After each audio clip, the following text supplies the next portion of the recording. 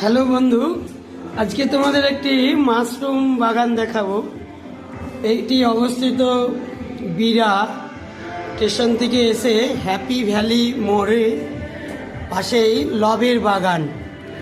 সেখানে বিরাট বড় পিকনিকের স্পট আছে এবং অনেক কিছু আছে। তার মধ্যে বিশেষ আকর্ষণ হলো তার এই বাগানের মধ্যেই একটি ঘরের তিনতলার উপরে সুন্দর মাশরুম চাষ করেছে। দেখতে পাচ্ছ যে থরে থরে মাশরুম কি সুন্দর সাজানো আছে, পুরো ঘর ভর্তি।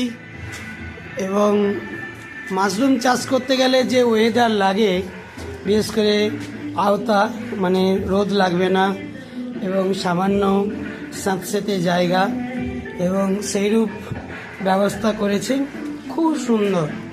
দেখো এগুলো নতুন করে করেছে, প্রথমে এটা সাজিয়েছিল সুন্দর। দেখো কি সুন্দর লাগছে, পুরো দেখতে খুব ভালো লাগছে। এগুলো নতুন, এই দুটো নতুন, নিচেরটা পুরাতন। এইটা যেমন তিনটেই নতুন মানে নয়, তিনটেই পুরাতন। 10-15 দিন 16 দিন হয়ে গেছে। দেখো কি সুন্দর লাগছে, দেখেও খুব আনন্দ। এগুলোকে বলা হয় ঝিনুক মাশরুম। একটি গাঁটি থেকে অনেকগুলো করম বেরিয়েছে, খুব সুন্দর।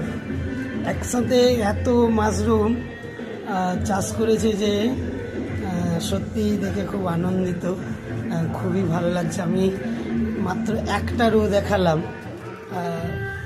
দ্বিতীয় রোটা দেখাচ্ছি। খুব সুন্দর, দেখতে থাকো, খুব ভালো লাগবে। এবং মাশরুম অতি সুস্বাদু এবং হাই প্রোটিনযুক্ত।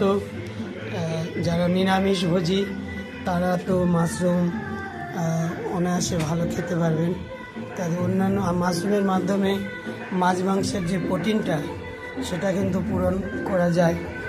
এছাড়া তরকারি হিসাবে মাশরুম, এই ঝিনুক মাশরুম অতি সুস্বাদু, খেতে খুবই ভালো। এটা আমি তৃতীয় রো দেখাচ্ছি, সত্যি অসাধারণ। দেখো কি সুন্দর।